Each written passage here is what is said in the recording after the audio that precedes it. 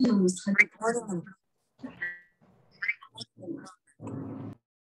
evening to the people who are here, just saying hi.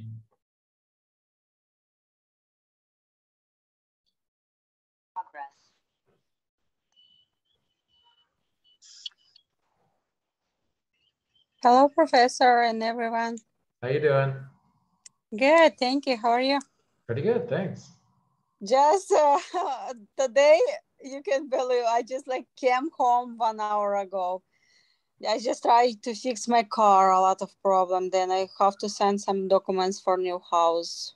Try to pack in, a lot of stuff going on, and I just doing a little bit yesterday homework, but I will do tonight. I was so busy and my mom had appointment, so You're not the only one.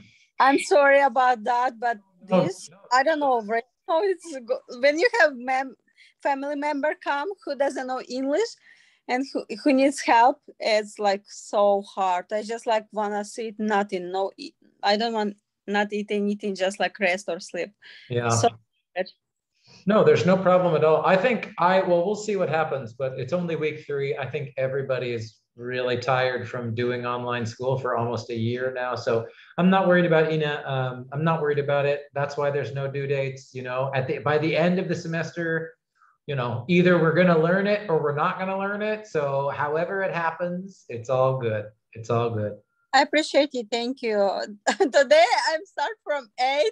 I went to dealer. I went to the shop. Then I tried to fix. It's not going. It needs some more parts. Then I back to again Acura dealer. Then I back to the shop. Then I go there. I mean, so crazy day. Just I know everybody has some other stuff No, but you're right. I think I always think about cars and my teeth are the same. It's good. It's really good to take care of your car and your teeth, but it always takes a whole day. It always costs a lot of money. You know what I mean? And you just got to do it, so I understand. I do, because I crashed my car. That's the problem. But are you safe? Is everybody okay? Yeah, everything is okay, but I crashed a lot, and some parts is so expensive, and I had transmission problem, and I went last week. Today I just I paint my bumper, but it's not going on because my forceman is cracked, and the bumper is not going. So I back again to the dealer, get this stuff. Oh my gosh. Oh man. It's it happens. It was my fault. I mean, because I drive fast, always fast. But the girls was she not turn on lights, and I had enough space before other car. That's why I drive faster, because I know I have enough distance to, but I didn't know she not turn on lights and go faster. All of cars just stop, something happens behind her and she stops. I couldn't brake. Just my car. That's okay. It's alive. Well, I'm glad you're safe no matter what. And I'm just saying hi to people coming in here. I see Rafi's here and Faisa's here, Zainab's here. Just saying hi to everybody as you're coming in. Esther's here, Zulfa's here. Hi, everybody. Cool. Well, yeah, I'm glad you're safe, and hopefully everything goes okay with your car, Thank you. Yeah, but it's too much. I thought get other car. Right now I'm thinking it's more expensive to fix than used cars are expensive. I remember, last week your sentence was about a new car. That's right. Fauzia says hi in the chat. Hi, Fauzia. No, one of my lights used 800. So I was I cracked my light. It's too expensive. I mean, it's not too expensive, but it's expensive. When you have to spend your money, you have to think. I believe it. I agree. I totally agree. Nice car is always nice, but sometimes it's too expensive. When you crash, you're in trouble. True. But it's okay. If you wanna drive luxury car, you always have to spend. But I have to drive. I don't know. I can drive too slow. That's the problem. I mean, I always. What is time happens with me? If you drive fast, I feel like you're in the right place in California. People drive very fast. Oh man, yeah. Not like Texas. No, it's faster in Texas, Esther. Yes, Texas, the speed limit is 90. So Wow. you go, go, go. Wow, I wow, wow. have to go live there. You know, road, you can drive like 200, not miles, kilometer. It's so fast. That's just Mhm. very fast. That is very fast. Yeah. The best thing is to learn how to fix your car. That's Yes, my you know, the best thing that I have been learning for the past 4 years that I have been here. If I have like car problem, I have to go YouTube, learn, then I do it myself. Then taking to car dealer, Wow, 500, 1,000. that is impressive. you watching a YouTube video how to fix that? Or You just, if you like, for example, I have a problem with radiator. I went like online, somebody was selling it. So I have to follow the instruction, how they put it in. So I had to master all those stuff. I pull it out, then I master to replace it. And now I'm good. Good job, Dang. That's good great. job. Well You done. know, I feel like I'm a like man because I helped my brother from auction do fixing car. So that's Uh-huh. why going on. Sometimes I go copper, go bank, go to them, we register the verification, all this stuff, get parts. It's not first time. So like I always doing some stuff with cars. That's why I know, but like it's get like a lot of time. Yeah, Yeah. That's amazing. my second car. It's, Karthik said hi in the chat. Hi there, Bibi's here. We'll start in about 1 more minute. Asia's here, just saying hi to people as they come in. We'll get started. Does anybody have any questions right away, sort of in the next minute or two while we're waiting to get started? Any questions before we start? How was your day? Oh, thanks. It was good. Thank Did you. you classes today? Today we had classes. Yesterday was a holiday, so I didn't have Zoom classes. I did a little bit of grading and sort of preparing stuff ready for this week. But yeah, no Zoom yesterday. So that was nice. I still had a little computer time, but a little bit less than usual, you know.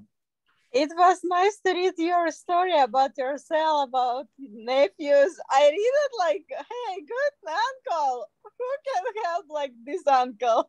Oh yeah, tell my sister. I know. Yeah, my sister, I think, is very happy to have uncle. Uncle. My nephews are learning Spanish, so uncle in Spanish is tío. Tío is the word for uncle. So tío is my name around my nephews now. It's tío, tío, tío, uncle, uncle, uncle. Yeah. So like they, why they learn Spanish? Just like other language, or because of parents? Like, I think a little, yeah, I think it's, yeah, no, my sister and her husband don't speak Spanish. They're both from the US. And no, I think that there's a feeling that, the United States is pretty weird, right? Like yeah. most people in the US only speak one language.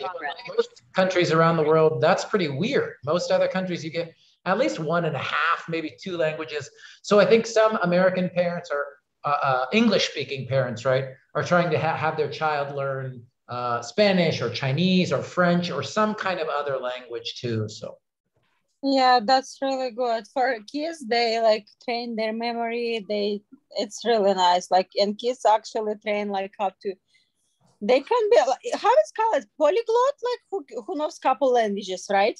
yeah, you could say polyglot or multilingual or bilingual, or you could say lots of different words here since you asked. And then I'm going to start here, but I'll show you. Last week was their first week of school. So this was them on their first day. Ah, they twins?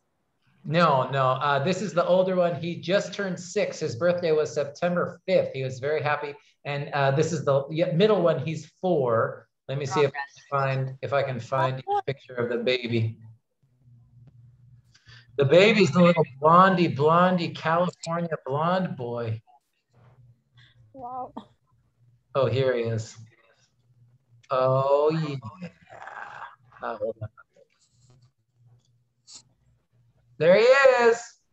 Oh my goodness. So cute. That's the little one. Really blonde. My brother wife, she get a baby like 1 month ago, and she has also all blonde, but not too much blonde like your kids. I mean, like your nephews. Thank you. Not mine. Not mine. They're my sister's problem. Okay. No, I love them. They I love are them like very yours much. because you take care, you watching them. I know. Like I said, it's true. Family is family. That's there. That's Yeah. for sure true. Well, thank you for letting me show off, Ina. I'm glad also that you enjoyed reading a little bit about me. I didn't get to finish grading all of your welcome letters. I will grade them before Friday for sure. But I always love that first activity. I love so that you can learn a little bit about me and sort of, you know, who I am as a human being. And then I get to learn a little bit about you. So I'm glad you enjoyed it, Ina. I'm really glad. Yeah. Yeah, you write very interesting, you know, because some like professor, they write like professor. You write like you know, white hook. So like you can like who I am and like continue. Like it's interesting to read because some like stories you can read, but it's just like story. Wow. I really appreciate that. I really, really appreciate that. It's Again, like I see like from professor like really like white hook because like you started like interesting and it's like you keep continue reading like you want to know what's going on then. I'm happy. I'm just young, you know. I think some people I just that's my benefit is I'm a young professor and you know, in 20 years everybody all my students will be like, "Oh my God, this old man, he's so boring." But I think right now it's a nice difference with some of the older professors who have been teaching for 30 years, you know. I think I try to bring a little new energy, so I'm glad that it was interesting for you, truly, really, really. All Hello, right. Professor. Hi, baby. Thank you. I have a question. Sure, please. Actually, this is my first time that I am listening about this or that in a part of speech. Like that will be a noun or maybe that will be an object. It is confusing me a little bit. So that's why I didn't take the quiz and I want to, some explanation. Thank you. No, that's if you look at so you are yes. All I'll say is yes. Let me just do my welcome. So again, I saw a few more people came in. Just wanted to say hi to Vanessa and Arifa and Zuha. You guys, good to see you. Hi, Professor. everyone. Oh Hi, say hi. Hello, everyone. Oh my gosh. How old? 9 months? 10 months? Hello, Professor. 11 How are months. you? 11 months. Okay. Hi, Zuha. Hi. Oh, so he looks tired. Is it he or boy or girl? It's boy. He looks tired. Is that rubbing? He's rubbing his eyes. Yes. Hi, say hi. Yeah, say hi. Hi. He's gonna learn. He's gonna help you with parts of speech. Hi. He's gonna help you with parts of speech, baby. Okay. He'll talk about adjectives today. Yeah. That's pretty cool. This is one thing I like about I miss the classroom, but I love. Mama, too much. I love seeing your family and you know families and children and dogs and yes. I get to hear my nephews, so that's great. It's hard time. I have a question from Aisha. Sure. Is he as her baby or nephew, niece or something? I think that was her son, but I don't know. Is that your son? It's my son. I thought so. She's laughing. I thought so. I didn't want to assume, but I did think so. Well, thank you for introducing us, Asia. He's beautiful. Yes, his name is Zohan. Zohan. Ah, Zohan? Zohan. Zohan. Yes. Okay, because it's the name. Okay. It's so cute. Yeah, he's very cute. Almost 11 months. Yeah. Almost its first birthday. Did he get his first haircut yet or not yet? Haircut? No, not yet. Not yet. Yeah. My sister just cut the baby's hair like 2 months ago, and she was so sad. She was like, "No, his perfect baby hair." He's a noise. He makes too much noise. Oh yeah. Yeah. Boy babies, I have learned because again, my sister has 3. They are crazy. They are crazy. Yes. Little boys are a little crazy. They Oh, not only boys. If you see my daughter. Well, again, I don't know. All I'm saying is sometimes I just wish that my nephews could take a little nap, you know, if they ever get a little tired, but they never get tired, man. Never. Me too. Never. Say my daughter, she goes anywhere, everywhere. I just pay money like when I have class or I have to do something that I can do by myself, and she not let me anything. I'm cooking, she doing some stuff here. I clean it up here, she left here, she doing here something. Man, I just like finish it here. That sounds familiar. Oh man. Oh, now everybody's family. Hello. I will talk about parts of speech. Hi. My name is Aisha. Go ahead. Sit down. My name is Aisha. How are you? Go. Go ahead. Aisha. Hi. Look at her hair. She's got so much beautiful, thick hair. Yeah. Yes. Oh, beautiful. Hi, Aisha. Well, we've got lots of people in the house to help you. You know, you've got lots of helpers today. Everybody, you've got kids and family and friends. You know, all your English coaches here with you. Aisha, you can get some grammar lessons today. Let's go. Let's have fun. It's really good to so much fun. Okay, let's get started. I really would rather just see your beautiful kids, but it's my job to teach you some grammar. I want to do my job. So here we are. It is week 3. It's September 7th of 2021. And like Baby was saying, I know for many of you, this will be the first time that we are talking about parts of speech in this new and different way. So what today is more parts of speech continued, more practice. I'm going to talk a little bit more about function words specifically because they can be a little bit more difficult. And then if time, I will introduce some of the ideas from language. Remember, LPT just means language, L, power, P, tutorial, T. So LPT2. If we get time, well, I will introduce LPT2. If not, I can do that next week, no problem. Okay, so and as always, type in the chat, raise your hand, just unmute yourself and talk when you have a question, because we're especially here at the beginning, we're going to start with review. Now, remember, last week we talked about these are the types, you know, these are the parts of speech. So noun, verb, adjective, adverb, pronoun, auxiliaries, determiners, conjunctions, and prepositions. And we did a little bit of a review of my abbreviations for them and gave some examples, right? So just a quick reminder. So how about unmute yourself or type in the chat? Can someone just give me an example of, well, maybe I should change the slide so it's not, you are not looking at it. Give me an example of an adverb. What's a word that is an adverb? She is eating fast. Perfect. Thank you. She is eating. How is she eating? She's eating fast. In that case, Bibi, fast is an adverb. Yes, absolutely. What else? Very. Very. Well, let's talk about very in a second here. Slowly. Slowly. Good. Love it. Again, I know we talked about this last week, but for many of you at 310 level, adverbs are ly verbs, right? Quickly, slowly, happily, whatever. Anybody else have examples of ly adverbs? Lovely. Very nice. Accidentally. Excellently. Ooh, interesting. Yeah, okay. Great. How about, again, just super nouns and verbs I think are too easy for you guys. What's an example of a conjunction? Function word. Conjunctions are a function word. What are some of the conjunctions that we're used to? But, so, so. Good. But, so, and. Excellent. Because.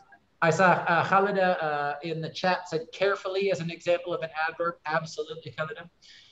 Good. For, and, that fanboys list, right? For, and, nor, but, so, yet. Yes. Did someone have an idea or question? Cool. Last one, and then we'll start to practice here. What about auxiliaries? What are some examples of auxiliaries? Can, Good, could, good, should, have, good. One. Can, had, could, should, would. Would. And how about would? Absolutely. So those are those modals. Remember, all modal. What is models? Modals are a special type of auxiliary, and really those are modals. We could, other textbooks give way too much detail, I think, but modals are could, would, should, basically, right? They talk about ability or advice. They talk about different things, but if I say you should go, right? You is my subject, go is my verb, and should is a modal. It tells the listener that I, the speaker, am giving advice or telling someone what to do, right? It's almost right before a command. So instead of saying, you go, I'm saying you should go. So go is still the verb. It's the action of the sentence. Should is a modal that is a type of auxiliary. Does that make sense, Ina? Yeah, sorry. I couldn't. Yeah. No problem. And now how about, and again, I'm going to keep it really short before we look at some examples. So modals are a type of auxiliary, but remember helping verbs, the helping verbs that we use to create some verb tenses also are auxiliaries. So for example, in the sentence, I am talking, I'm the subject, talking is the verb, and am in that sentence is the auxiliary. Right? Now, we know that now I'm going to go back to the slide here. So remember, I think I heard Bibi say this too, but when I say have and be, right? Sometimes have is the main verb. I have $2, or I have visited Disneyland. Have is an auxiliary, visited is the verb, and we need have to create that present perfect verb tense, right? Now we'll keep practicing this again, but again, basic, quick, short, tiny second review. Does that make a little sense, the difference between a modal like should and an auxiliary helping verb like am talking? Does that make sense? yes. Yeah. Okay, perfect. So let's practice a little bit more, and then I just wanted to show you, and then we'll practice here. So remember, there's two types of words that we can think about when we have our parts of speech. There are content words, and remember, content words have meaning by themselves. They have meaning in the dictionary, right? Like if I look up the word dog in the dictionary, it will say, you know, a domesticated animal that human beings love to keep as pets or to help them when they're hunting or whatever, right? Help on the ranch, on the farm, whatever. Function words are like the grammar glue, like I say here, they're the grammar glue that holds English sentences together. They don't really have meanings by themselves. And I think I said last week, prepositions are the perfect example of this, right? Like if you get your dictionary and you look up the word of, I mean, what's of mean, right? It doesn't really mean anything. It's just a word that we use to sort of create grammatically correct sentences in English.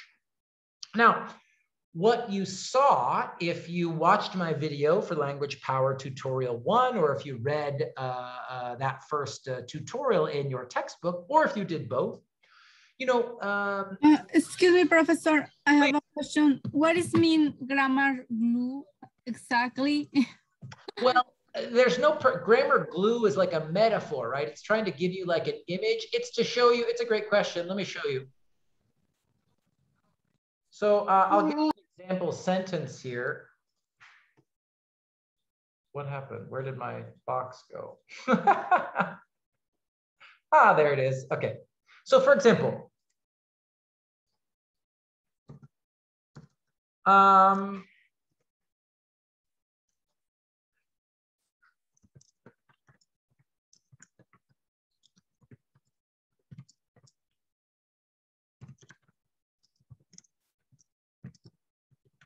I don't know why. We have lots of students in our department who want to be nurses, so maybe that's why this is on my mind.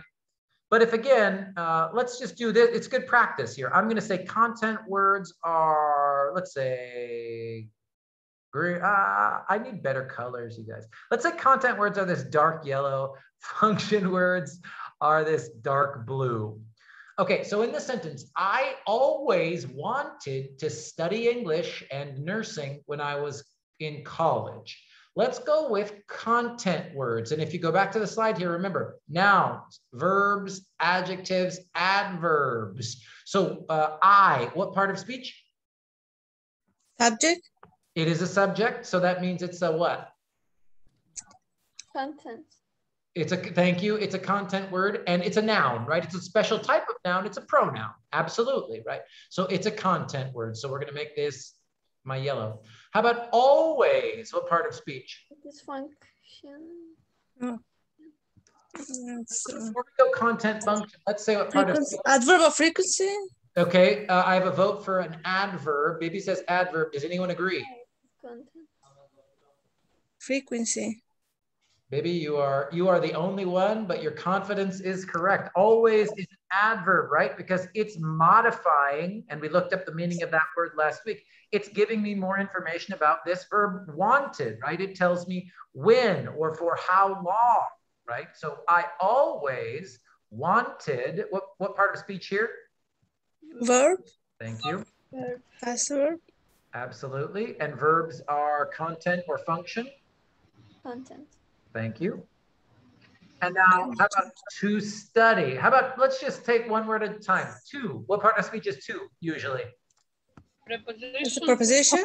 Thank you. So now we've got a preposition. We've got a function word, right? And I did not forget about your question, Vanessa. I promise I'm doing this so that I can answer it. How about this? Do we know? We talked about this last week. What's going on here? I'm going to tell you right now. We don't know. We don't know yet. It's not a verb. I haven't taught you yet, but I promise I can teach you. Remember, one subject can only have one verb, right? So here, I wanted. We don't know what this really is. Remember. Excuse me, Professor. Yes. The dark blue. I cannot see the dark blue color. I'm sorry. Yeah, let me fix it. Like I said, I need to get better colors here. Get pink. Wow. Okay, why not? How about? Oh yeah.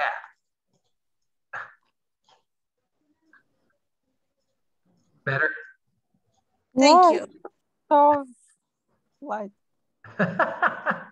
it's like ice cream. Okay, how about part of speech here? Noun. Noun. Good. It's a thing, right? It's a thing. How about and? And? Conjunction. Conjunction. Absolutely. Remember, conjunctions, we can use them to connect phrases or just words, right? So we can absolutely, this is a conjunction here. It's combining this noun and this noun as well, nursing, right?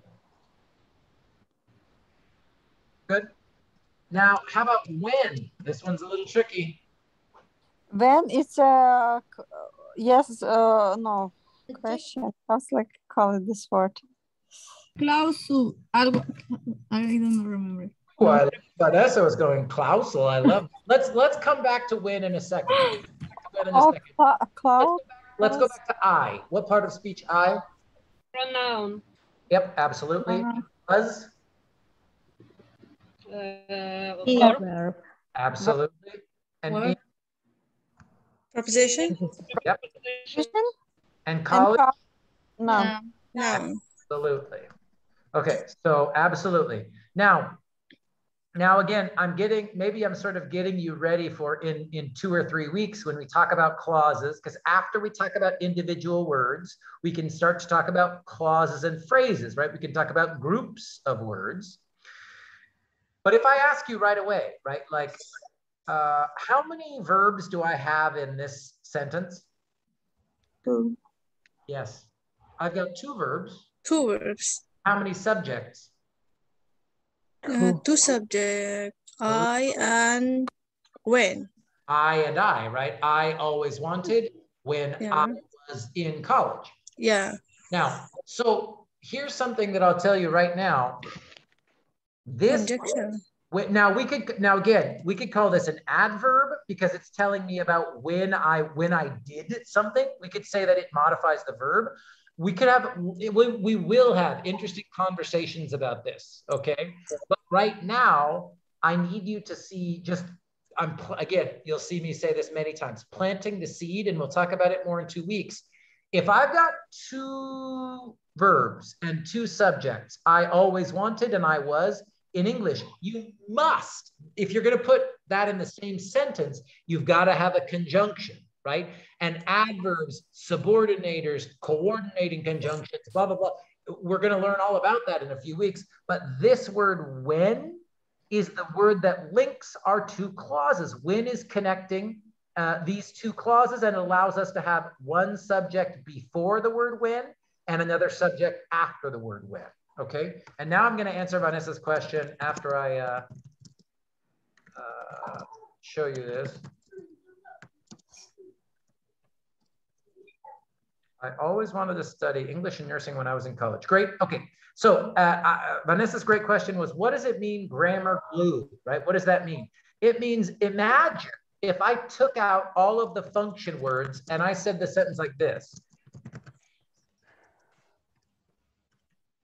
This is a sentence with no function words, Vanessa. I always wanted English nursing, I was in college.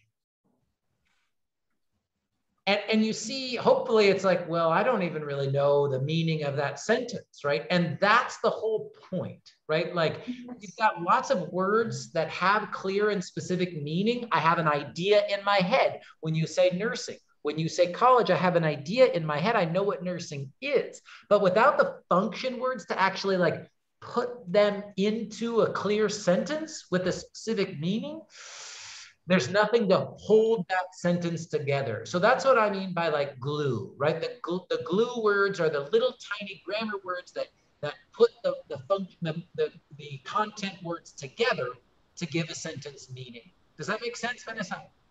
Yes.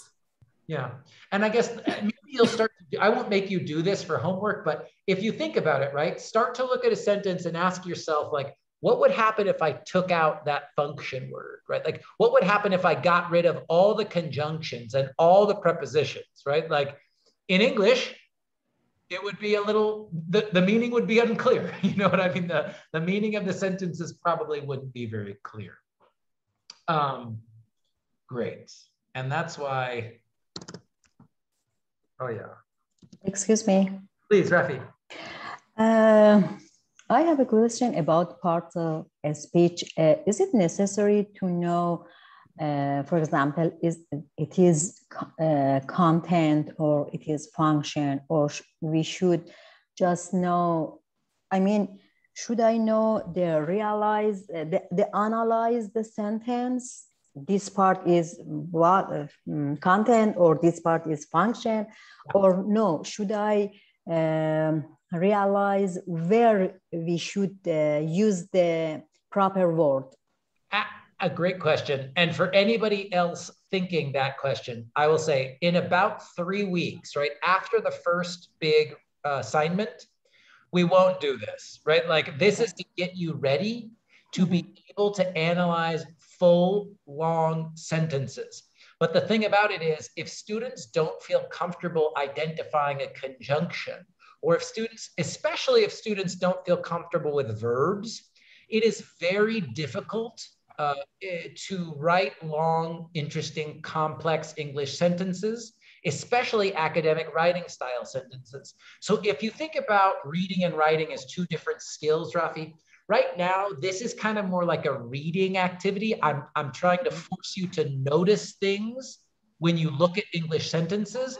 And then once you understand, once you start to develop that awareness of how English sentences actually work together, then we can go faster and you can start to focus on making your own long sentences. Yeah, so we don't have to do this for 15 weeks. It's only at the beginning that we go this kind of like detail. Thank you so much. It's a great question. Yeah, I'll never, after this class, no one will ever ask you to analyze, content and function words in a reading for your psychology class. It's not like that. But again, I really do think, and I said this last week, part of my goal for this class is to just help students feel more confident when they're writing their own sentences. And I think, like Bibi already said it, right? Like, I don't really know. I kind of know parts of speech, but I don't really know.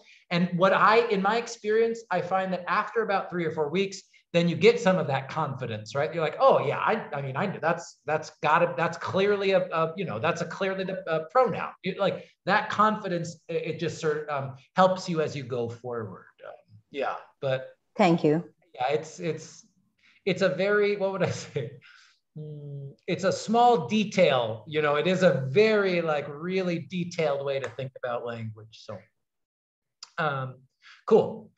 Any other questions about a little bit about content and function words? We won't talk too much more about it. It's just it's like Vanessa's great question, right? Like, what does that even mean? And hopefully you see the difference between a word like English class and a word like of. That they do different things in the sentence, and that means they have different grammar rules. Yes, Professor, I have a question. Like, if I say that house is mine, so what is that in this?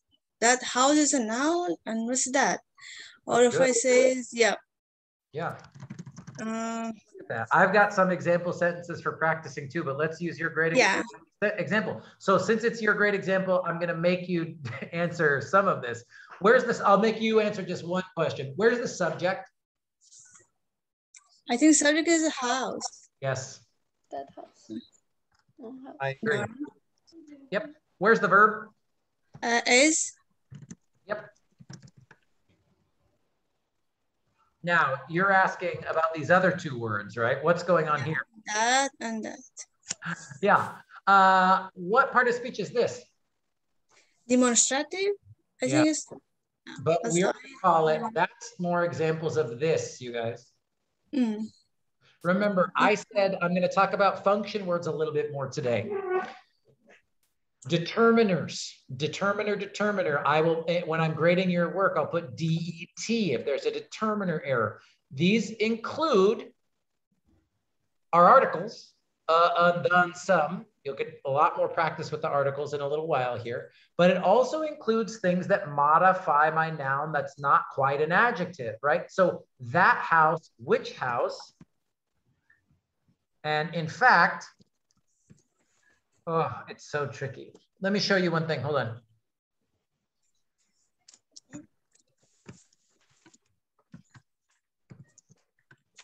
This is the real tricky challenge with determiners and in your example sentence, Bibi. What's going on with my... Oh, this is terrible. Hold on. Instead of just me talking, I want to... okay.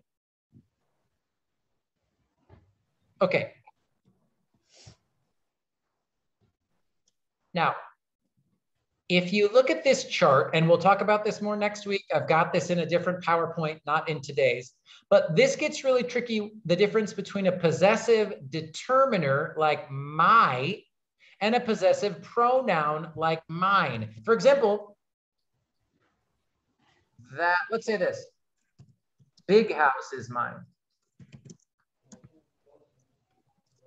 Right? That big house is mine. Oh, excuse me. Can we say that? Yes, we can. And we'll talk more about that again at the end of the semester, because this little word, that is very powerful in English. Right? In this case, house is still the subject and it's a noun, right? My house is big. But this word my, I think we already talked about, is this what was the old school word that you used there, Bibi? You didn't say possessive. What did you say? Demonstrative. You said demonstrative, right? We're actually this is a possessive determiner. It's not really an adjective. It's not an adjective like big, little, expensive, old, whatever. It's talking about ownership or possession. And this is called a possessive determiner. Whereas mine is a noun. This is a pronoun, right? And this is called an object complement that goes back to describe the subject here at the beginning of the sentence. So this is more, I guess this is possessive. And there's a lesson where I have you practice this, Bibi, so I don't want to spend too much time because I haven't talked about it yet. But this is the difference between my and mine, your and yours, his. Where's the example here? Well, his and his is where it gets hard. My and mine, your and yours, our and ours, their and theirs. And that's the difference between their house versus the house is theirs. Or our house. Does that make sense? Yeah, thank you. Thank you, Professor. Yeah. And again, I think Ina was asking about, like, in a sentence like we could even say this, right? And this hard is, you could say this. This is a perfectly grammatical sentence in English, right? That is mine. Well, in that case, what part of speech is that here, do we think? What's your guess? It's a subject? It is a subject, so we know it's got to be what part of speech? Noun, verb, adjective? It's going to be noun. Exactly, thank you. Here's one always grammar rule I can teach you in English. If it's the subject, it's a noun. I don't care what it looks like. If it's the subject, it's got to be a noun. So that is the subject.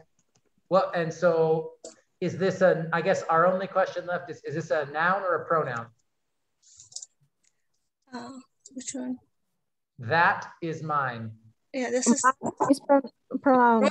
It is. It's a pronoun. And it's going to have to take its meaning from some other sentence, some other word, something, you know, it has to happen in a paragraph or in a context to understand what that pronoun is referring to. But this is why the word that is so tricky. It can be a determiner, it can be a pronoun, it can be a subject, it can move all over the place. It's a very powerful word. Okay, let's stop there because this a little, it gets a little, not scary, but you know, gets like a little complex. But I love Bibi's great question. I guess the thing that I'd say is keep your eye out here for possessive determiners versus possessive pronouns, because that house is mine is a great example, right? In Bibi's sentence, that is modifying house. Much like we could say my house, your house, our house, his house, her house. So that's the way it's being used in that sentence, Bibi. yes. Yes. That is an interesting word. Okay. Excuse me, Professor. I have one more question. I'm sorry, but I gave those give me that. Oh, that. This is give me that. Yep. That is an object? Yes. Oh, okay. Give me that. Give me that. Yes, it's an object. I was going to say direct or indirect object. Give me that. It's a direct object. Give me that. It absolutely is. And so that means it's an indirect object. I think it's a direct object because it said, give me that. Yes, that is what you are giving. Absolutely. And what part of speech? We already know objects are nouns, right? So it's a noun. Exactly. And it's a special type of noun called a pronoun, exactly like here. Okay. But in this case, that is mine. That is the subject pronoun. In your example, it's the object pronoun. Okay. Yep. Baby's got the advanced questions. I love it. It's fantastic. It's great. Okay, so now we'll go back to something that's a little more simple, hopefully. But he was saying, okay, it's the first time we've done this. I'm not sure about the lessons that were opened in Canvas. And in fact, yes, not less, I think like a third of the class even tried or started yet. So let's do a little more practice. Remember, part of it is identifying the part of speech, but the other thing is to make sure you understood sort of how do we know, right? This idea of testing what part of speech the word is, because we can understand there are some things that only nouns can do, some things only adjectives can do, right? So let's look at this, and this will look very familiar if you started the lessons. Sacramento can be very foggy in the winter. What part of speech? Sacramento is a noun, it's subject. Absolutely. And now you were saying, how do we know it's a noun? I think Bibi was just saying this. The place name. It is the subject of the sentence. And in English, subjects must be nouns. Now, what's the other reason? We can know for one other reason. What are nouns? Usually people, places, and things, right? It's a place. Yeah, exactly correct. Because it's a name of a place. Exactly correct.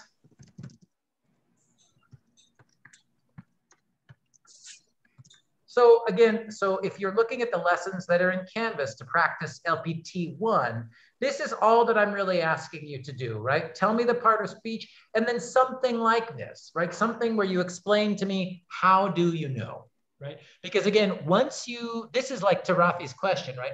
Once you realize how you know, then we're ready, right? Then we're ready to start writing and thinking about long and complex and interesting sentences, right? Any questions about this, especially you guys, about the explanation? Like if you're sitting in class with me right now and you don't understand what I said here, stop me so we can talk about it. It's important.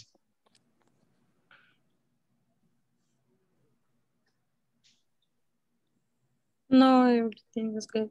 No. Let's go. Let's do one more. So again, one thing you can say if you want to explain to me that it's a noun is you can say nouns are people, places, and things, and Sacramento is a place. Also in this sentence, it's the subject, and in English, subjects must be nouns. How about the same sentence in Sacramento can be very foggy in the winter. In the winter, what part of speech is winter? Noun. Thank you. Noun. Now, so our explanation here will be a little different though, right? I'll just say, right, nouns refer to people, places, or things, and winter is it's a thing, kind of, right? It's a season. Great, so let's say we've got that rule. Now, what other rule that we have learned about or talked about or watched in my video or, what other rule can we use to explain that this must be a noun? This is the new skill we're practicing. Before it has the. Yes, thank you, Rafi. Absolutely, Rafi.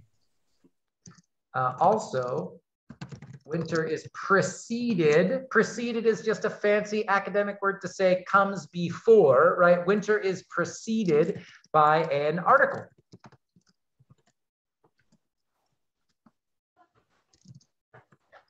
Articles only modify nouns, right? That's what articles do. I was going to try and give an example of an article before a verb, and it's like almost impossible. Yeah, so and there's one other way. I think I talked about it very quickly. I know it's in the book. Did anybody else see, how do we know that this is a noun? I heard someone say it's a subject. This is not a subject, right? This is definitely not a subject. The subject of this sentence is still Sacramento. Anybody want to guess before I tell you? I'll tell you right now. I know I talked about it a little bit last week. Finally,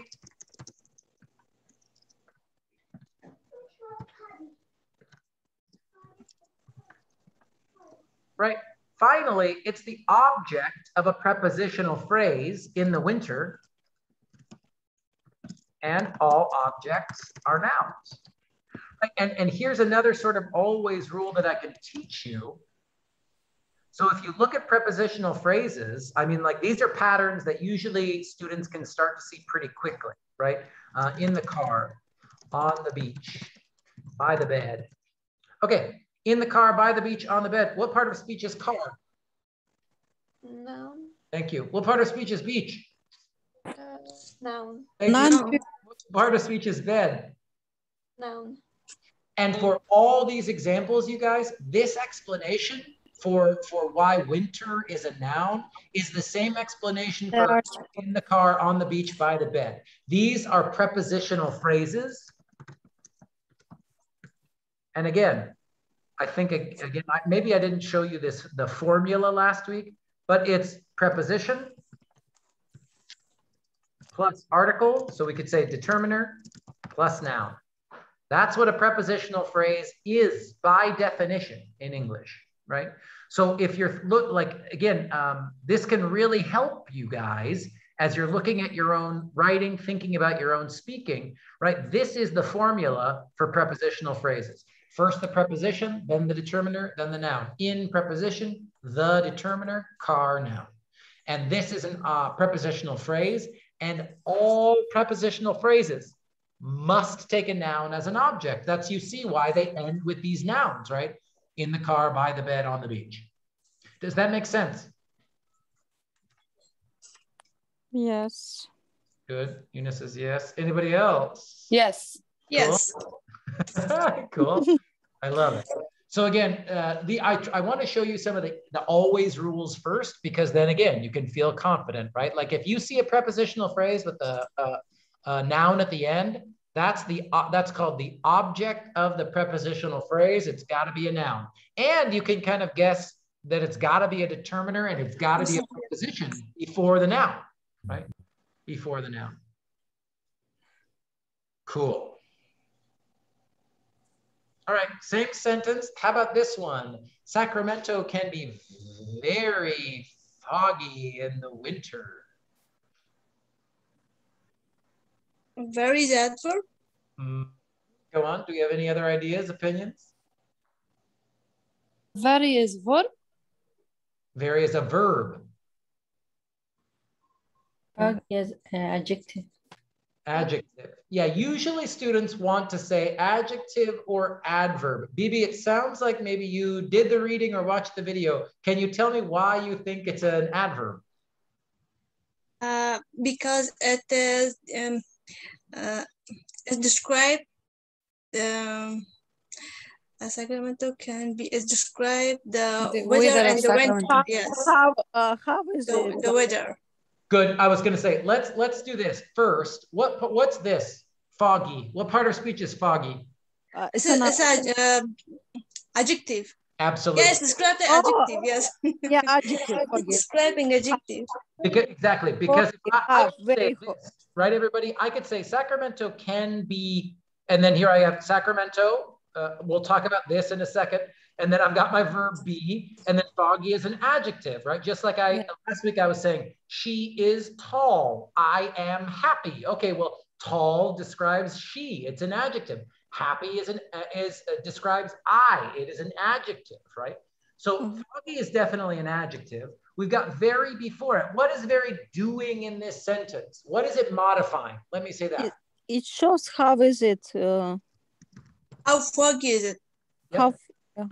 It modifies the word foggy, right? It modifies the word foggy, which means, right? It's an adjective. So in this sentence, well, foggy is an adjective, right? So very modifies an adjective. What parts of speech modify adjectives? Adverb. Yeah, excellent. That's exactly right. It modifies the word foggy, which is an adjective. Adverbs are used, especially, words are called intensifiers. This was in the textbook.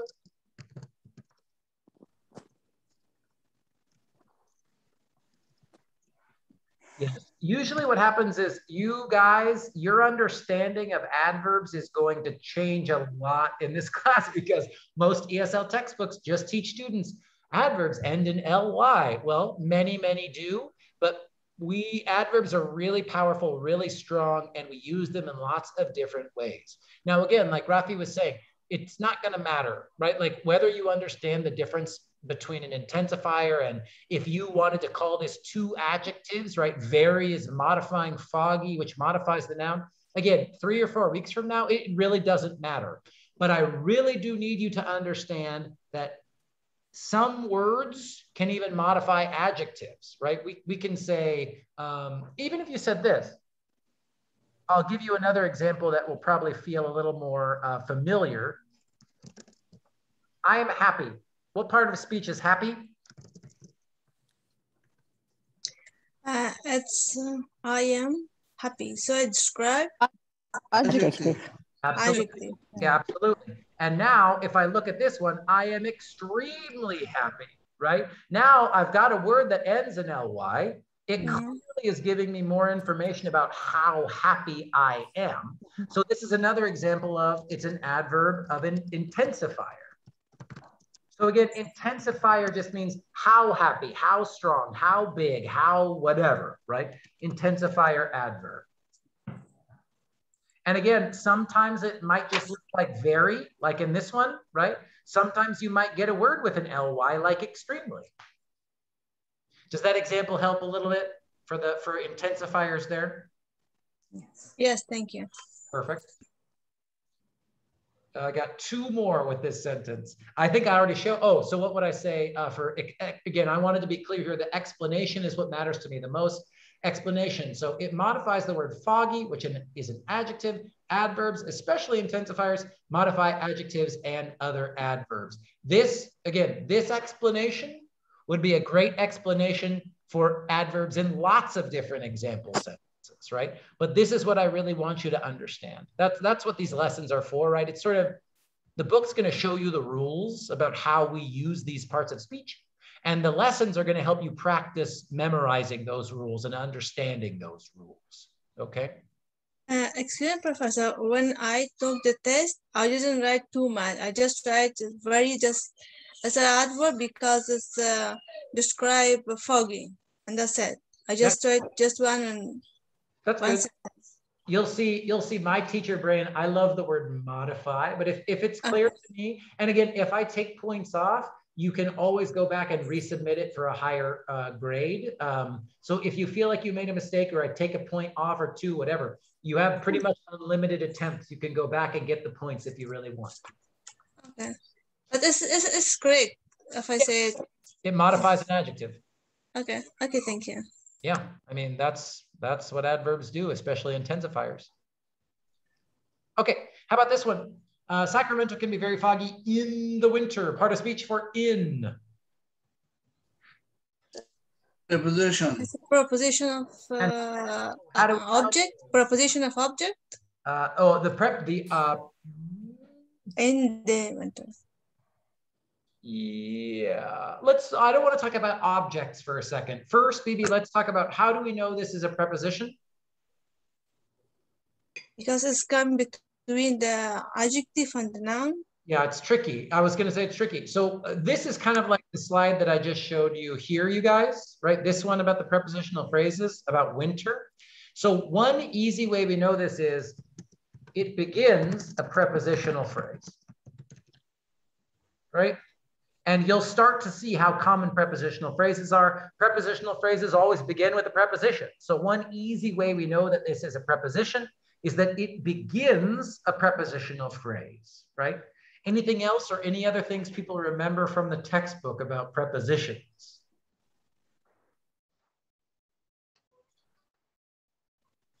Let me show you real quick.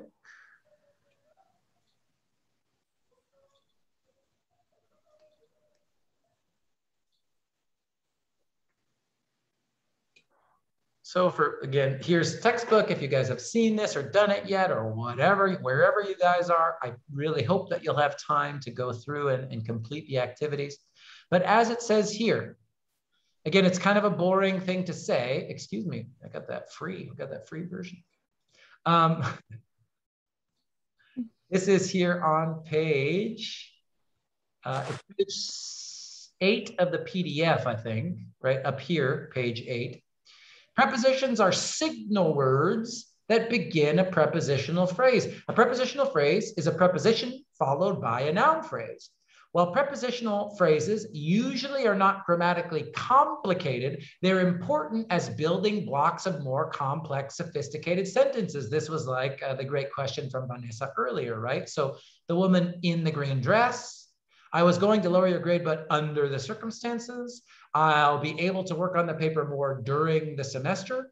So again, this is where it gets a little tricky, right? How to explain how we know it's a preposition is kind of by understanding the job that a function word does in a sentence, right? So That's really the most important way that we know that it's a preposition. It begins the prepositional. We could even say it begins the prepositional phrase, because what's the whole phrase? There's three. In the winter. Perfect, thank you. There's 3 words in this prepositional phrase. That's it. So it begins the prepositional phrase in the winter. Can we use a or an with the noun and prepositional phrase like? Absolutely. Okay. Absolutely. If you look at all of the examples from Professor Ferris's book, right, it's always adverb, determiner, noun, up the hill. Now, we'll talk about phrasal verbs, not today, but we will talk about phrasal verbs. But same thing, during the summer, under the circumstances, in the green dress. And notice all of them. In this phrase, I'm sorry, Bibi, and then I'm ready. You can also even put an adjective to modify the noun just like you normally would, right? Like just like you would in a subject phrase or an object phrase or whatever. Please, Bibi, go ahead. Like in this, the woman in the green dress. So if like my meaning is if the day can be a green dress, or if we change the day with the or an, so can we use this one? Well, it depends on the sentence, right? This is why even in the first week, what did I say? Context, context, context, right? If you say the woman in a green dress, to me, that's a grammar error because we use the to talk about specific things. If you say the woman, then you're talking about one specific woman. And that means you kind of have to be talking about the one specific dress that she's wearing. Mm-hmm. But that's in this specific sentence, right? Maybe that's in this context. In other prepositional phrases, absolutely. You could, so how about this one, maybe? Bob walked up a hill. Totally fine, right? Which we don't know, but the grammar is still perfect. Oh, thank you, Professor. Yeah, a really important question and sort of getting us ready for when we study article rules. But that'll be later because again, we're doing enough kind of really detailed practice right now without talking about articles too much. Other questions about the prepositional phrase. So again, if you haven't done the language power tutorials and you know that you're looking at, and prepositions begin, prepositional phrases. Like this answer here, you guys, I mean, this is a perfect explanation for how you recognize almost any preposition. Right? The prepositional phrase will change, but that's kind of the rule, right? That's what prepositions are. That's how you can recognize them when you're doing this type of analysis. I got one more slide, but anything else about prepositions?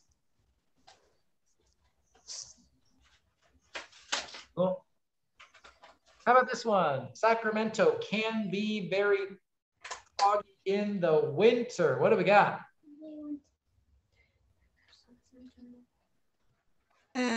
Can be conjunction. Kamgar says conjunction. Anybody else have ideas? Modal auxiliary verb. Oh, I've got a vote for auxiliary verb. Anybody else? Auxiliary. Zainab says auxiliary. Asya says auxiliary. Anybody else? Oh, I'm so happy. That is an auxiliary verb. Now, this is our earlier question. It is a modal, can, could, should, would, right? It is a modal, but all modals are auxiliaries. This has got to be an auxiliary. How do we know? That act. Say one more time, Zainab. Things that act like verbs in a sentence. Good, and it acts like a verb, and it's also doing something else. Like, what is this word modifying? Can is connected to which word in the sentence? Can be. The weather, the foggy. I heard Bibi say it. Can be. I heard Zainab say it. Can be. Right? Can, and Rafi started saying, right. Remember, auxiliaries modify the verbs, right? So that's, and we could do that for, I'll show you another example here, but so it's an explanation. Can is a modal, and all modals are auxiliaries. So that's one rule. Also, in this sentence, can modifies the verb. to give more information about. So what's can here? Can is giving us some meaning. What am I talking about? So if I say it can be foggy, does it mean that it is always foggy? No. No, it's rarely. Sometimes. Maybe. Yeah, sometimes yes, sometimes no. It's possible, right? It's possible that it's foggy, but it's not 100%, right? It's not a guarantee, absolutely. So we could say about possibility. Now, this one, you guys, about possibility, ability, advice, should, could, save that for G320 or a different grammar class. You can do like weeks. You could study modals for 3 weeks. I mean, but it gets a little, the brain wants to shut down after a little while. All that matters for me is that you understand can is connected to modifying, giving us more information about the verb. Right? That's the most important thing to understand. Just like, I'm going to duplicate this slide. We haven't talked too much about verb tenses yet, but we will. Sacramento has been. Well, we should change it to smoky, I guess, huh?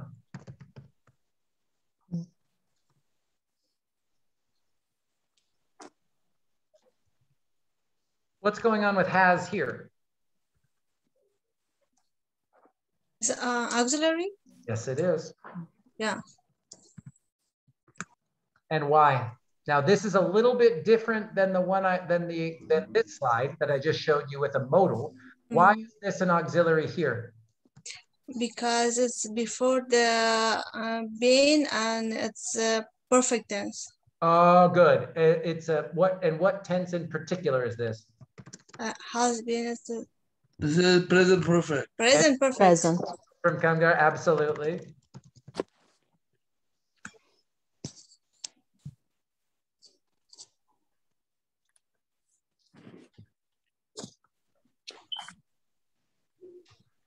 Good. So this is sort of basic rules about this verb tense, right? This sentence is in the present perfect tense. The present perfect tense must use, must use an auxiliary have before the main verb, right? So subject, auxiliary, verb, and then all the other stuff that we've already talked about in this sentence, right? So here's example. I'm glad that we did this slide because now you see an example of an auxiliary that's a modal or an auxiliary that's really a part of the verb tense of the sentence, right? Absolutely, a part of speech and explanation. Does that make sense? Yes. And Bibi, when we do this together, does it make the homework a little more understandable? Yes, thank you. That was a long ago. That's not good. Okay, so I'm not going to get to, what do I want to do? I'm not going to get to language power tutorial 2 yet. I sort of talked about all of this today. Prepositions versus auxiliaries. We'll talk about that later. And then this is language power tutorial 2. I'll introduce that next week. Okay, then let's do this real quick. We've got about, 15 minutes, a little more. Let's go into Canvas. So real quick, since many people are waiting to start the lessons, let's just look at them real quick and make sure you understand how to do them. And then I want to show you one other thing. I'm only posting one new activity in Canvas for you. So you have plenty of time to do the lessons that were posted last week. So if we go to modules, and I'm going to go to language power tutorial 1. Right, so again, it's read the tutorial, watch my video, and then we'll take the quiz. So this activity that we just did the first one is, context. Good, so you have to go to page 4 and 5 in the textbook. Let me zoom out and show you how to do this. Right. So that's this activity, right? This activity on page 4 and 5, what I'm asking you to do in Canvas is to just do this activity but in Canvas instead of on your paper, right? So this asks you to look at this reading over here. Actually, this is the reading, right? Have you ever thought, if I could start life over again from the beginning, what would I do differently? And it's asking you to give me I'm asking you to give me the part of speech for each of these words, right? So question number one, have, that's talking about this first have, right? So have you ever thought, if I could start life over again from the beginning, what would I do differently? So what part of speech is have? Auxiliary. Verb. Yes. I heard auxiliary, I heard verb. Have you ever thought? Let's just stop there. Have you ever thought? What's the subject? You. Thank you. And what's the verb? Thought. Yes, Ever. absolutely. And what verb tense do we have here? Have you ever thought? Present perfect. Yes, we do have present perfect. So we've got present perfect tense. I've got have in the present perfect tense. So what part of speech is have? Auxiliary. Absolutely correct. Right? Have is an auxiliary and the main verb is thought. How about ever? Adverb. Have you ever thought, Rafi says adverb. Why adverb, Rafi? Because it described the verb. Oh, that's exactly right. Yeah. Again, I'm going to just use my college vocab here. It modifies the verb. It gives us additional information about the verb. It changes the verb. Absolutely.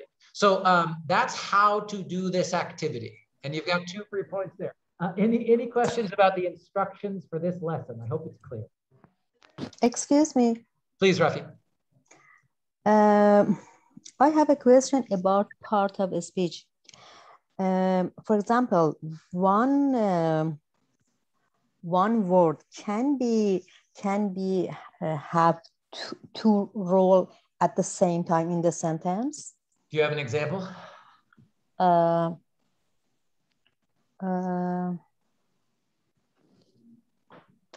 put. Honestly, no. Yeah, I'd say this for this class, so that we don't go insane. Let's say no, but different people, different teachers, different people who study grammar might disagree about that part of speech. And especially, Rafi, when we start to talk about conjunctions in compound and complex sentences, sometimes people will disagree about the part of speech, right? But usually in a given sentence, in a specific sentence, each word should really only be doing one thing at a time. Yeah, great question. Excuse me, sir. Please. How about lesson 5? I have a small question. 2 times I opened. I couldn't answer that lesson 5 in the module. Can you please explain that? Did anybody else have a problem with lesson 5?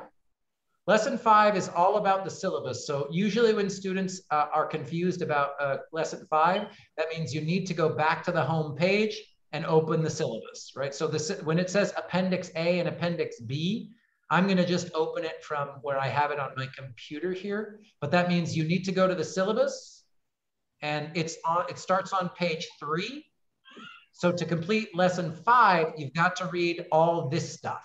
So page 3 and 4 of the syllabus, and you can get to the syllabus by clicking on the map picture on the home page. Come there. Okay, so I already opened like 2 times maybe. So I think it has 2 attempts. Maybe it doesn't let me to do it more. I don't know that I did the other one, but I don't know about this one, whether they're gonna let me or not to do it again. Do this really quickly since I have it here. I'm not sure how many allowed attempts I have for it. You're right, it's 2. I'll just change it to 5 here. So if you feel like you made a mistake, you want to go back and fix it, that's totally fine. But yeah, you've got to go to page 3 of the syllabus. And again, looking at the home page here to find our syllabus and download it, all you've got to do is click this big picture of the map. Thank you very much, sir. Of course. Thank you. Of course. Thank you. Now I want to go to the last 2 lessons and make sure they're clear real quick. So 6, we talked about. 7, it's basically doing what we just did in class, right?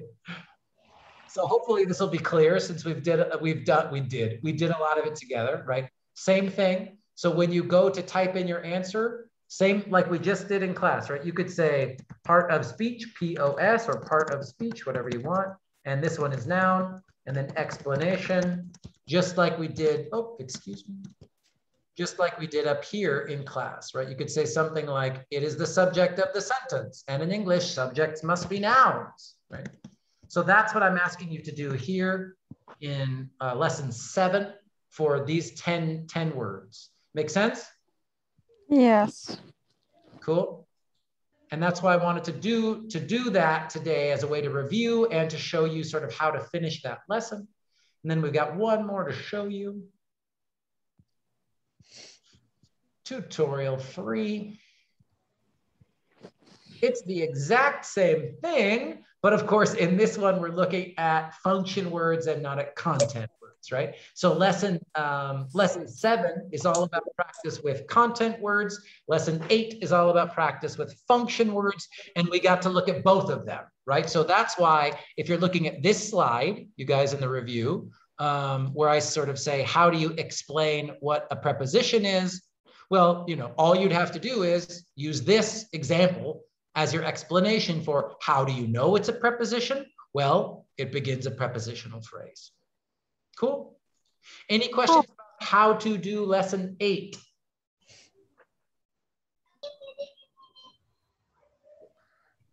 Cool. I got one more thing to show you. So again, hopefully, if you didn't have time to do lessons 6, 7, and 8, or you weren't sure how to do it, totally fine, all good. But I pray, inshallah, you know now and you feel comfortable and confident how to finish these activities, okay? Si Dios quiere, that's my Spanish version of inshallah, is si Dios quiere, if God wants it. If that's what God wants, may it be, may it be. I don't know if we have one. God willing, I think in English you could say God willing. It sounds a little old school, but you know. So si Dios quiere, you understood what I was explaining there. I do want to show you real quick though. So for the first discussion activity, right? Many people have already finished the first discussion activity, and that's your modules. I didn't talk about it. I didn't care. If you did it, you're going to get the points, not a problem. I do want to show you how we're going to do it from now on. So the lesson 3, I think some of them didn't finish grading them, but I mean, great, right? If you posted here, you're good, you'll get your points. So don't worry about that. Now, for the next lesson, it's going to really make you start to write a little bit more, and I want to sort of show you how to do this, okay? So, sir, I have a small question again. Thank you. Sorry for the for classes. I did already lesson 8, 7 or 8, but I haven't just only I say it says pronoun, noun or something. Just I name and I haven't explained that because it says that what part of a speech is this. I exactly said it is noun or pronoun or subject or object or anything. I didn't write the definition that what is the subject, the doer of an action, like what is the object, the receiver of an action. I haven't explained written the explanation. So what should I do? Like, yeah, go back. If you need me to open it up for more, well, you can, people will get half a point. If people have the right part of speech but don't have an explanation, get half a point. If you want the full credit, I'm happy to let you, I can change it to more attempts, whatever you need if you want to go back and put in those explanations, okay? Okay, because what I have got was only says what is this. It doesn't tell me that. I mean, I didn't get that to explain it in deeply that what is the noun. So I write you noun, and what is a noun? I haven't explained that. No problem. Go back and just add that. Don't now you saw how to do it. Again, I know you're a little bit after we started, but for the first about 40 minutes of class, we just practiced doing these together. So watch the video. There's lots of good explanations for how to write your explanation. Okay. Sure. Thank you. Perfect. Thank you. Thank you. Thank you. Okay, so I just wanted to show you here where it says review the discussion rubric guidelines and grading. So again, you can preview, download, whatever you want to do, right? So I'll show you preview. So here are the rule. Here's the way I want you to do this. Okay. I thought about this. I changed it in lots of different ways. Here's the way I want to do this. And I think you won't like one thing, but you will love another thing. So here are the rules. Here's how I want to do it. So this semester, you'll write several Canvas discussions so that you can connect and share your ideas with your classmates online. You'll post your own responses to a question that I ask. I want you to write at least 200 words. Yes, I will count your words if your post looks too short. If your post is under 200 words, you will get 0 points. So again, I am forcing you to write more words than you want to write because it will help you. It will be painful, but you will help. It will help you when you go to 320 or 325 or 340 or English 300, okay? So what do I want? So honestly, you guys, that's the most important thing. You're gonna have a chance to fix your own grammar, so don't worry about perfect grammar. So 200 words. Make sure that you directly respond to my prompt, not some other idea or opinion. In other words, answer the question that I may ask you, not something else. At the end of your post, ask a question that you still have about the prompt, topic, or ideas that we talked about in this class. So at the end, I do want you to ask a question you're still thinking about or confused about, okay? Now, in the past, in other classes, if you took classes with me, I tried to do different ways for replying in different ways. Here's how I'm gonna try it. Now, extra credit. So you don't have to reply to your classmates, but if you choose to reply to your classmates' posts, you'll receive extra credit at the end of the course. You can earn 1 point of extra credit for every 2 replies you make. So if you reply to 6 of your classmates, you'll get 3 points, for example, and you can earn up to 30 points over the whole semester, which actually doesn't sound like that much, but remember, our class is out of 1,000 points. So 30 points is like 3 percentage points. So if you had an 87 and you did this extra credit, you could get up to a 90 and get an A, right? Or if you have a 93, you could get up to a 96 and have an even higher grade, right? Mm-hmm. So you don't have to reply, but this is the way that I want to try extra credit for this class, okay? That's a good point. Thank you.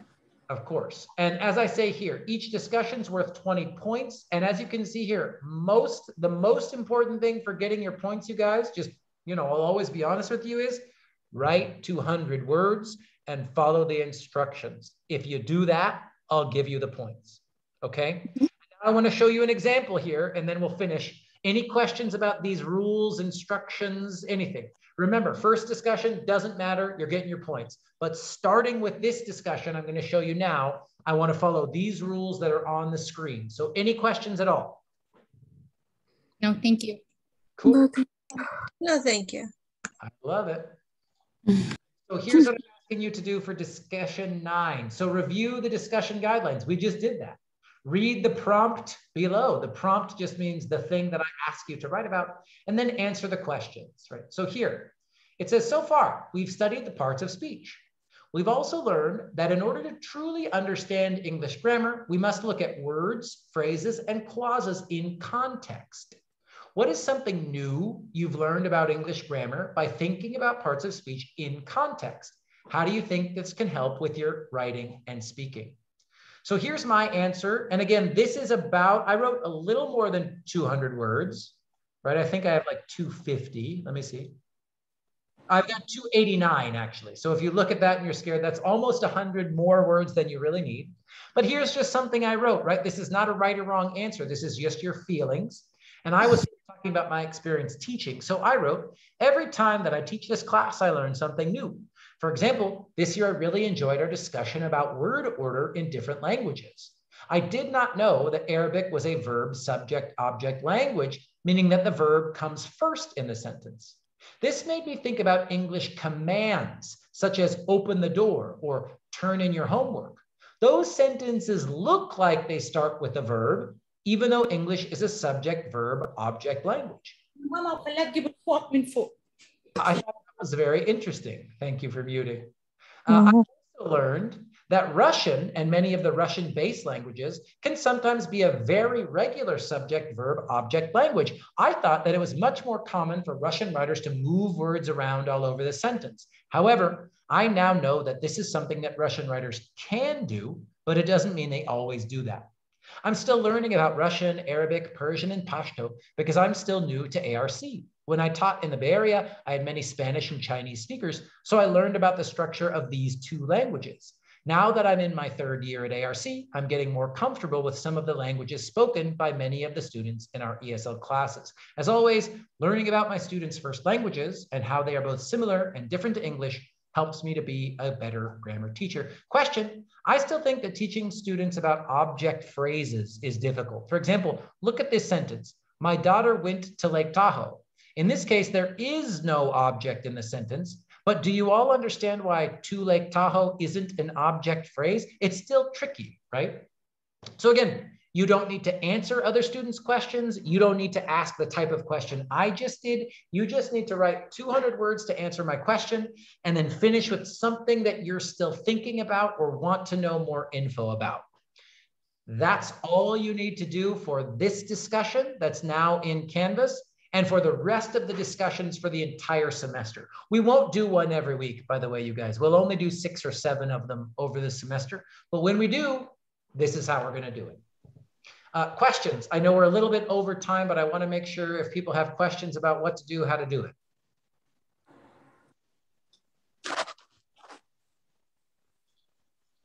Cool.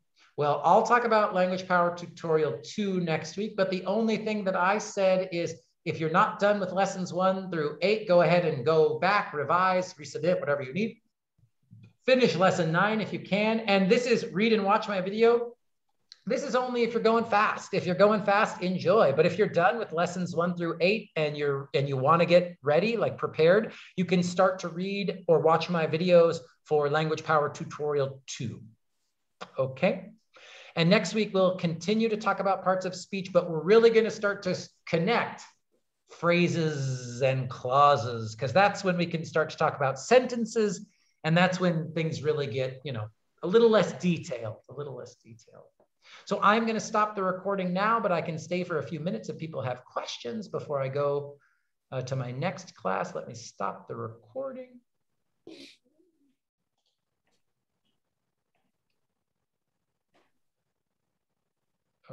Where did it go? Hold on. Cool. What is going on? Recording. Okay. It's still recording. How do I turn this off? What's going on? Maybe we should I'll just ask now. Any questions while we're still recording, and then I'll end the meeting. No, Can I? thank you. Thank you. Thank you, Professor. If you don't have questions, you're wonderful and enjoy your week, and I'll see you in a week. If you do have questions, I'll still say goodbye. If you do, stay with me and I can answer those questions. So bye, everybody. Bye. Thank you, sir. Bye. Thank you, Professor. Yeah, good luck with your car. Gracias. Nos vemos pronto, pronto, pronto. What's mean pronto? It's an Italian word, right? Soon, soon, soon. So I have a question. That's Alina. And can I have Rafi said first, and then Alina, I'll jump to you. Rafi, please. Excuse me. Can I say? Mm-hmm. Okay, I have a question about the last discussion that you explained. I think it was a discussion. You mean, can we, yeah. Yep. Okay, can we talk about the differences between, for example, my language, Farsi, and English language? Is Sure. it related to your question or no? No, I think that's totally fine. Okay. Yeah, go for it. Okay, thank you so much. My pleasure. Thanks, Rafi. Alina. So did you grade that lesson 1 name coach? Yes, if people didn't record their name yet, I did put a 0 in because if people record their name in week 12, it's not very helpful to me. So if you got a 0 and you recorded your name since then, let me know and I'll give you the points. Did you record it? Yeah, I did too, Okay. but yeah, I have 0 already. Oh, I could do this right now. I'll do this right now. That's the one that, again, it's no due date, but it takes 10 seconds and it's not very useful to me at the end of the semester. Let me look at But this. like, sometimes, like I didn't understand. I see a couple times these things and I didn't understand I have to record and I just like check it, then I close. It's then zero. I realize I have, when I receive a 0, I realize I have to end like, that's it, just like record your name. That's it. That's it. And that's why I do that, Alina. Can you put on the bottom unrecorded names? What's your last name, Alina? My last name is Alpha Tarly, but you can you put on the bottom, all on the bottom, unrecorded names. Yeah, there is my name. And here's my name. You can read my name like how do you read it? Just Alina. Why here is not my name? I'm sorry, is this because you don't want to record your voice or what? Can I ask? So I didn't record my name. Are it's not hard like to read or say. Right, but again, I'm asking you to record it unless there's a computer problem or technological problem. I think I don't have a problem. I just decided to unrecord my name because it's not too hard to read. Right. But I can record. Yeah, I mean, I'd like that. That's what I asked. That's what I asked for. Okay, I will do it because my score was so down. Yeah, thank you. Again, Professor, did you see my name? Because I didn't see my name. I did this. Oh, yeah. There you are.